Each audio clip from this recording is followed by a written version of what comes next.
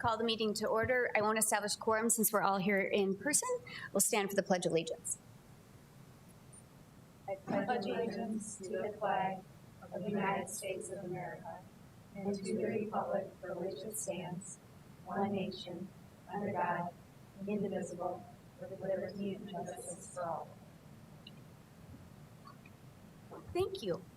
We only have one person this evening for public input, and we'll get 3 minutes, and Carly will time.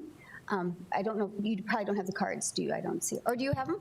Awesome. So there'll be a warning for 1 minute left and another warning for 30 seconds. And Ben Jepson is our one sign up, and if you'd state your name and address when you come up to the podium. Thank you. Go ahead. Yep.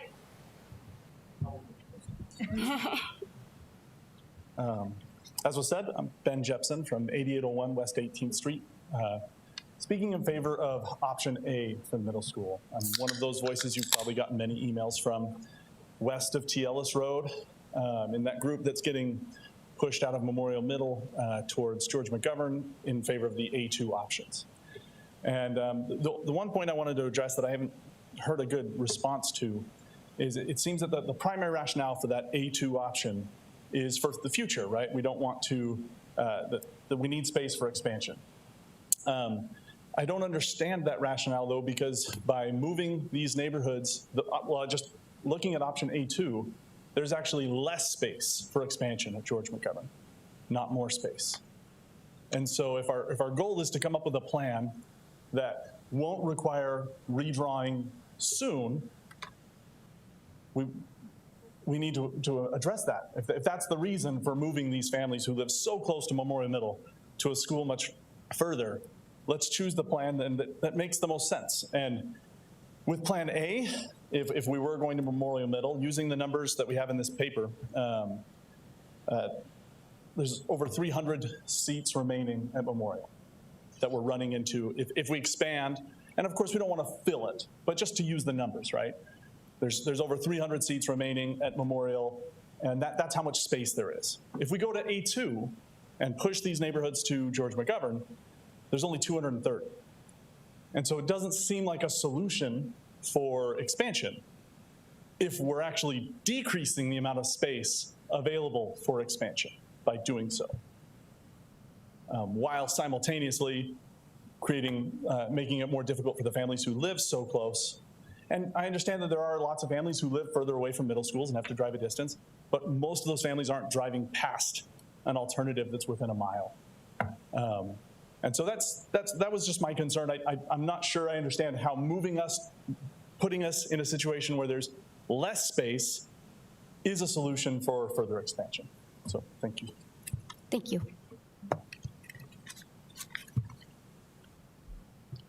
We'll move up to Doug.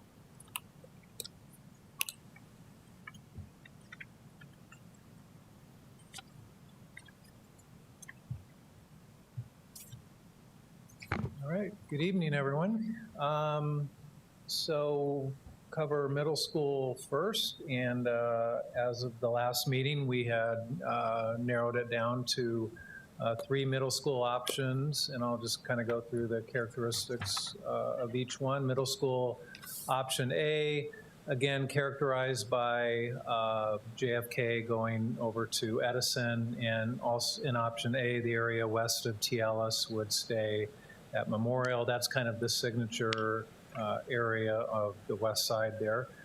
Option A2 was moving the area west of the T. Ellis Road to George McGovern, and we've talked about the approximate numbers of that as about 85 kids that would be impacted by that. And then A2 with the JFK split was then taking A2, but moving a portion of the JFK, not sending all of it to Edison, but keeping that northwest portion, keeping that in the Memorial District, and that was about 113 kids. So that would ship 113 to Memorial out of Edison, and that was the characteristic of the A2 with JFK split. And And then we have the numbers associated with that. So again, the movements between each one, about 85 kids, and option A2 between George McGovern and Memorial, and then A2 with JFK split, about 113 kids moving between Edison and Memorial. So that is the three options that have been out there since the last meeting.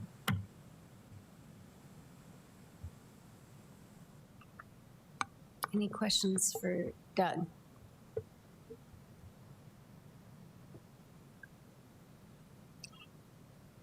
I kind of want to address Mr. Jepson's comment. Number one, George McGovern, we actually do own more land out there. At one time, we thought about building an elementary beside it. So there is space for expansion within that building.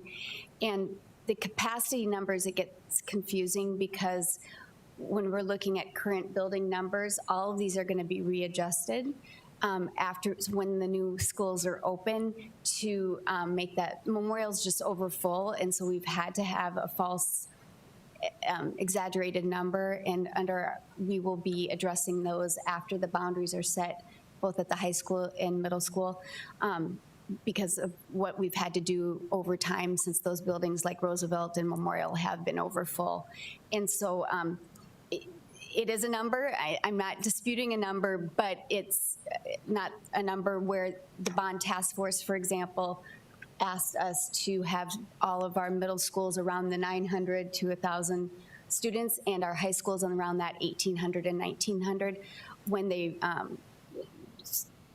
tasked us with going forward with the bond. And we kind of made that promise to the public when we went forward with the bond, that that was a number we're comfortable with in all of our buildings to do that, so that they're very equal in their size and so forth. So I just wanted to address that since you had asked that question. Anything else to add on that?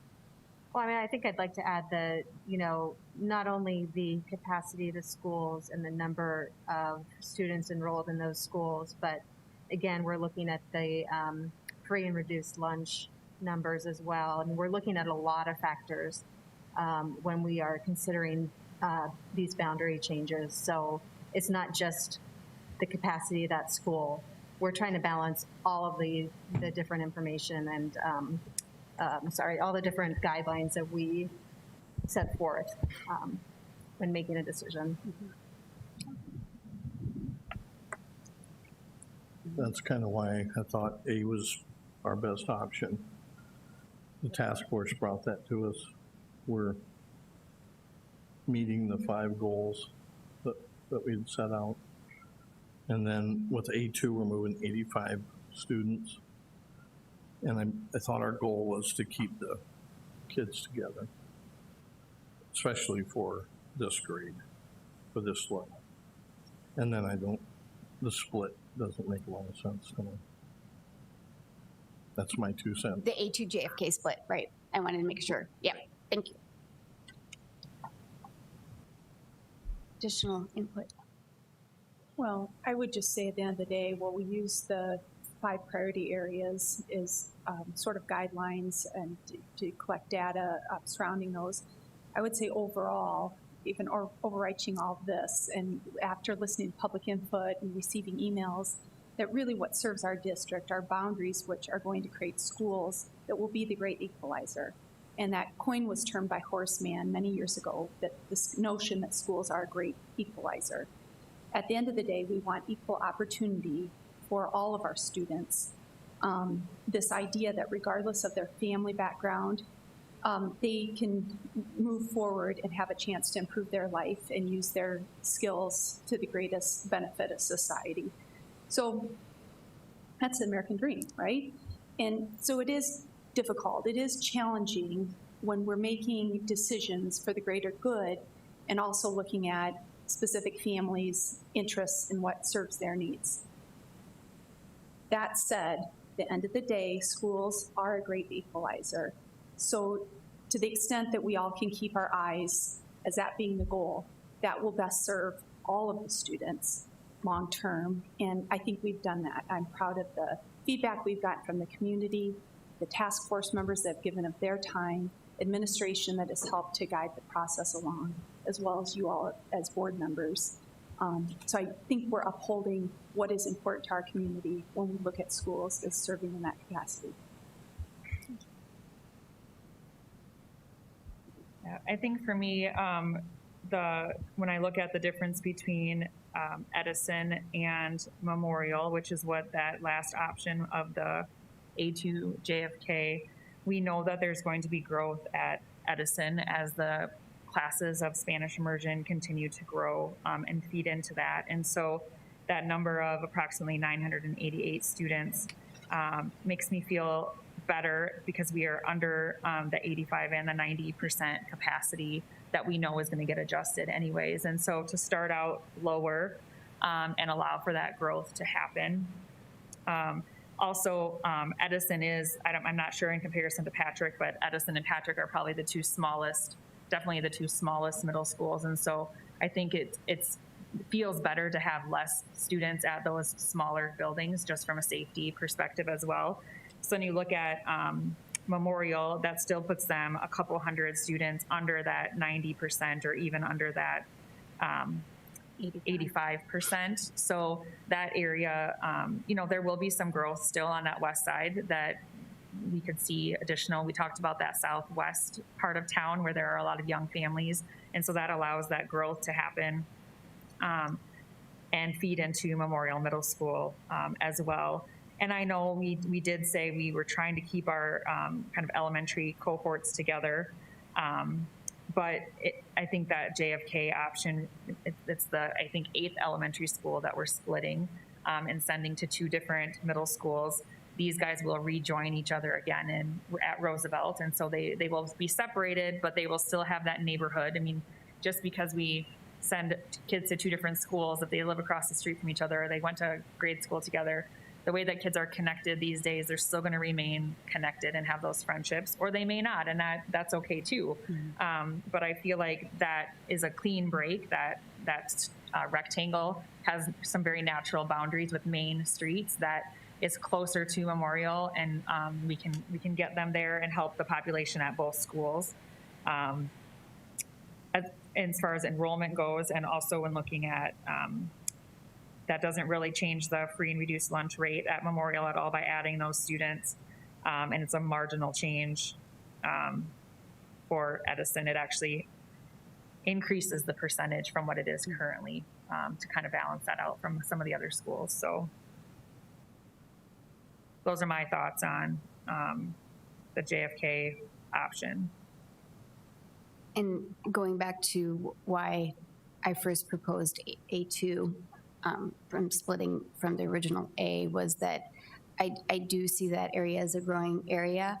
I do feel like if they're going to end up at Jefferson for high school, they're going to be with their cohorts in middle school from George McGovern there. So that was a nice tie-in that would fit the grouping with them. So I thought that was a good way to do that. And especially like that Cherry Lake area is very close to George McGovern. I know some of the more south area is not, but I felt like that made sense geographically, and it made it, T. Ellis was kind of like the dividing line for me on that, is why I chose that. And I think that the cohort debate is, it started talking about the cohorts from elementary school, but if you looked at the guidelines we set forth, it was really the cohorts of the neighborhood. So we've had to split some neighborhoods, split some elementary schools, and it's not uncommon in this district. It wasn't uncommon before, and it won't be uncommon now. So I feel good about the JFK split because, again, it's keeping that neighborhood cohort together. And I can't support option A because I look at the equity between George McGovern and Memorial, and we need to balance that out. So I'm more in favor of option A2 with the split. JFK split.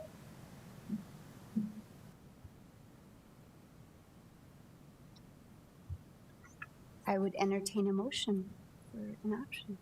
I'll make a motion to approve the option A2 with the JFK split for middle school boundaries. I have a motion for A2 with JFK split for middle school option. Do I have a second? Second? I have a motion, a second. Any further discussion?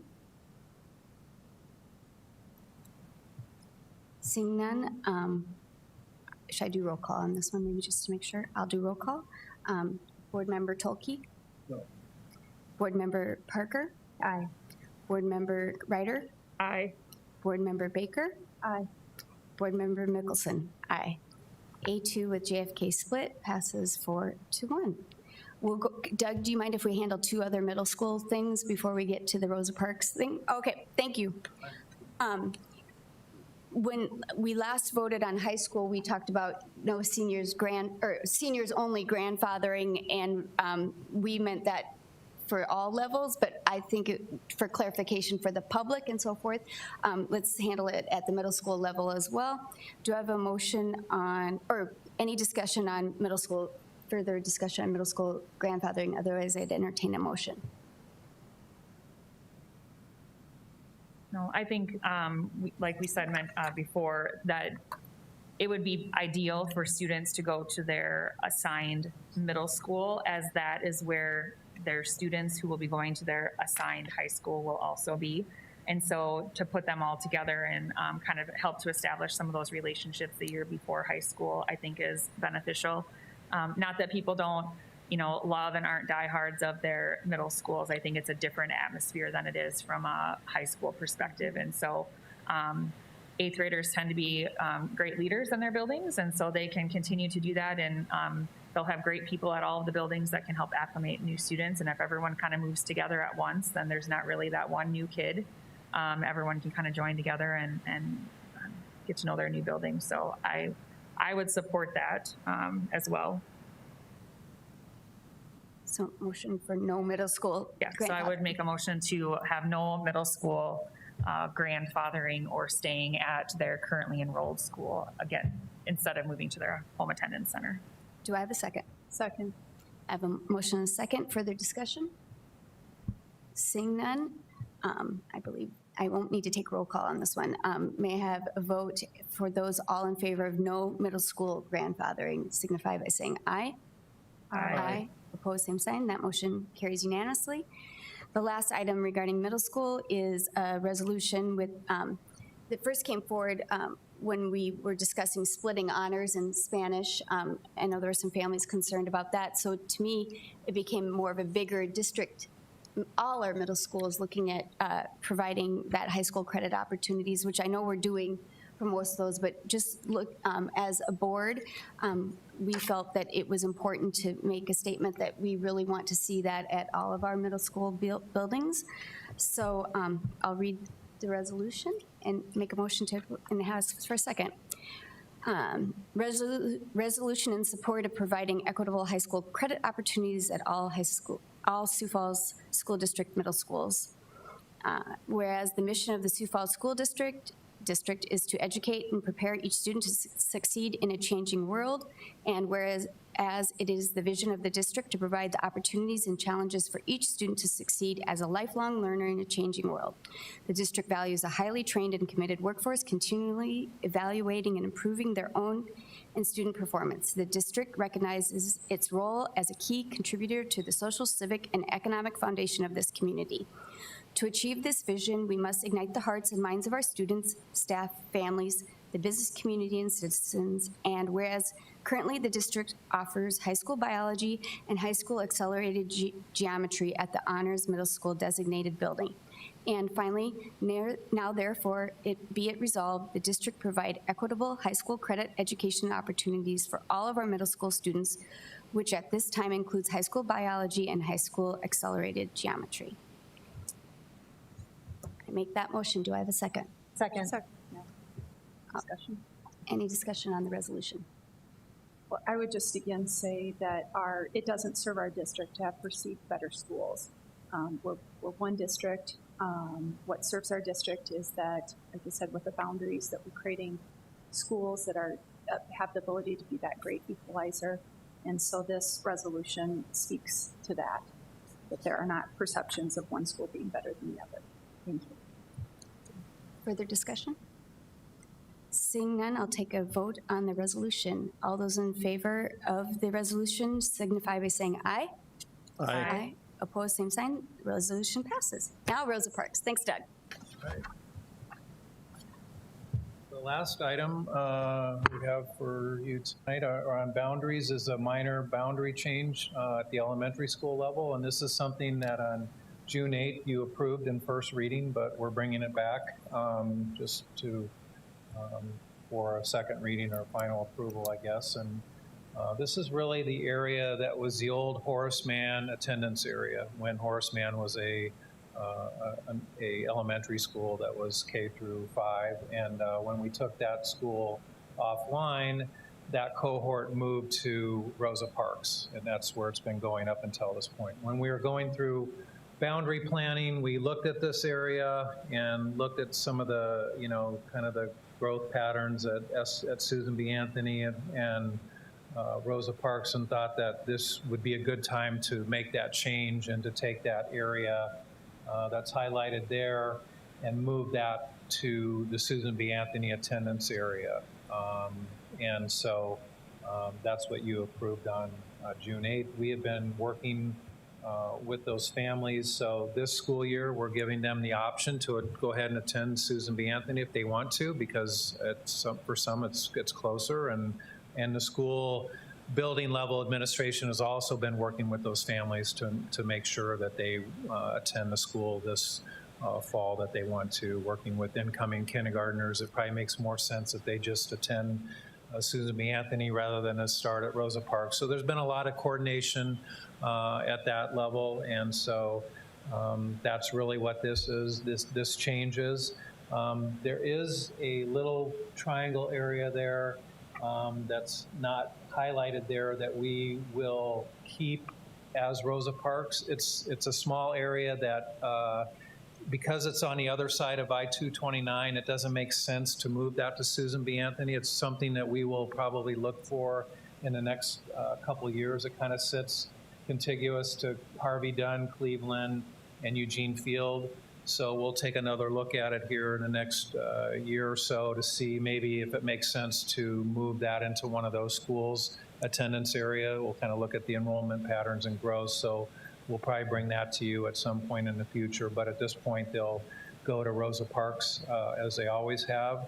And then just to be transparent, as how it translates into middle school and high school, that area that's going to Susan B. Anthony will go to Patrick and then Lincoln as their home attendance center under the new boundaries. That little triangle, that will go to Ben Rifle and then to Washington. So they can stay with their Rosa Parks cohort. And I know there was a little bit of confusion of that leftover triangle, and some of the early pictures is where that went, and so just want to be clear on that. And then also want to point out the that little area to the north of Rosa Parks, that little square. Probably easiest, you can see Rosa Parks kind of has that peak at the very north part of it. Just want to point out that area, we originally a long time ago had moved that into Whittier, and then as we moved through the different versions, that ended up in to be part of keeping it in Ben Rifle so that they could stay with their Rosa Parks cohort. And I think that's been that way for quite some time, but just wanted to clear that out because Rosa Parks kind of has some different parts to that. So again, you approved this in first reading at the meeting on June 8th. This is just bringing it back for final approval. And so I would stand by for any questions on that. I think all those changes make sense. It's a good change for those families, and